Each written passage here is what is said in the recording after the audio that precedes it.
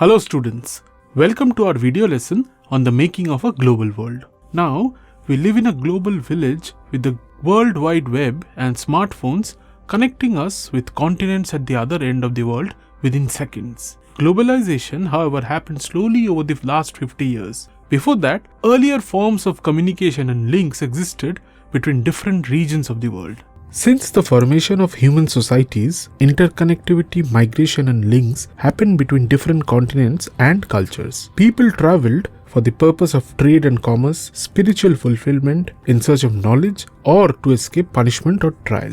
Diseases and germs also spread due to traveling and interconnections between different places.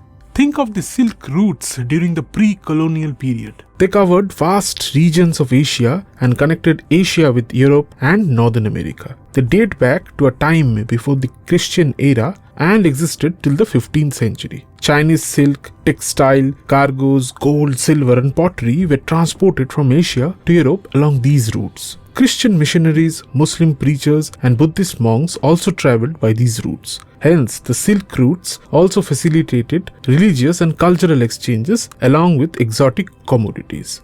Another interesting feature since the pre-modern times was the exchange of food items. The origin of certain food has been forgotten since they changed names and forms in different cultures. Noodles traveled west from China to become spaghetti. Apart from ready-made or processed food items, common vegetables were also transported from different continents. The American Indians were the first cultivators of potato, soya, groundnuts, maize, tomatoes, chilies, and sweet potatoes. Potatoes were introduced to Europe and the world only 5 centuries back. They became a boon for the poorest people of Britain and Ireland.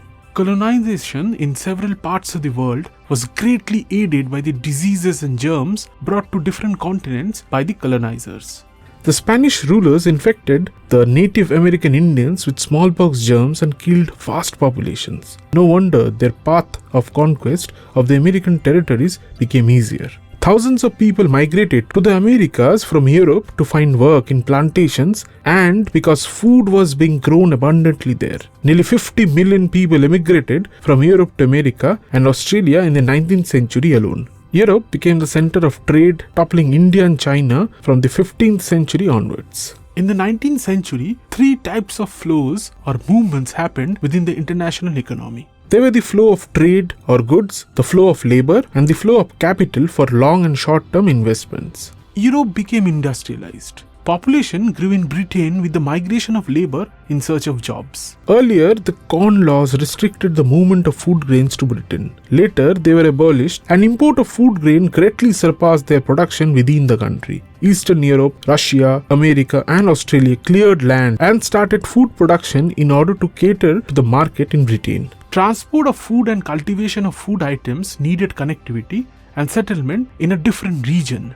To serve this purpose, capital or money flowed from financial centers like London. Labor migrated to Australia and America in search of work. By the 1890s, a global agricultural economy developed with labor exchanges, capital flows, new technologies and technology. The canal colonies developed in West Punjab when peasants irrigated semi-desert land and turned them into fertile lands for growing wheat and cotton. These were grown for export. In other areas, rubber was cultivated for the same purposes. Trade of primary products like wheat, cotton and minerals expanded rapidly between 1840 and 1914. Colonialization helped expand railways and improve transport and communication. Larger ships meant more space for transporting food and live animals. With the invention of refrigerated ships, meat prices dropped. Animals were slaughtered before transportation from America, Australia or New Zealand and hence meat transport required less space.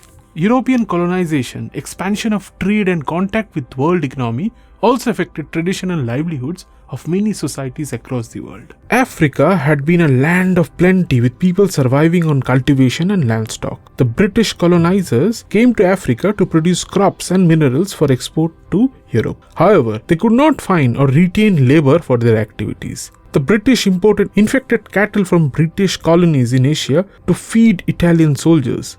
These cattle infested with a debilitating disease called rinderpest killed 90% of the livestock in Africa. African livelihoods based on livestock were destroyed. In India, the migration of endangered labor emerged due to the fast-growing economy in the 19th century. Decline in the states of Uttar Pradesh, Bihar, Central India and dry regions of Tamil Nadu forced people to migrate to the Caribbean islands, Mauritius, Fiji, Ceylon and Malaya. Recruited by agents, they worked on small commissions and suffered harsh living conditions.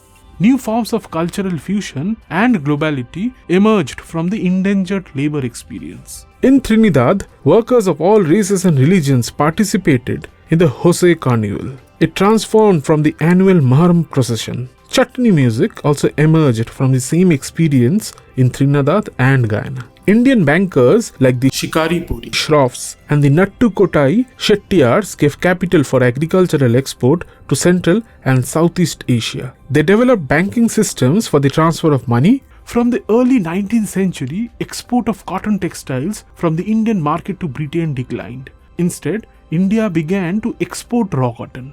Indigo and opium export from India also increased.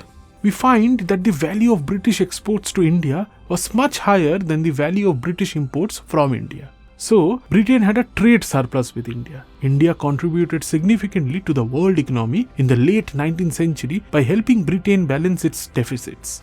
With that, we come to the end of this video lesson. We will continue with this unit in our next video and learn about interwar and post-war world economy and the form of globality which emerged around that time. See you soon.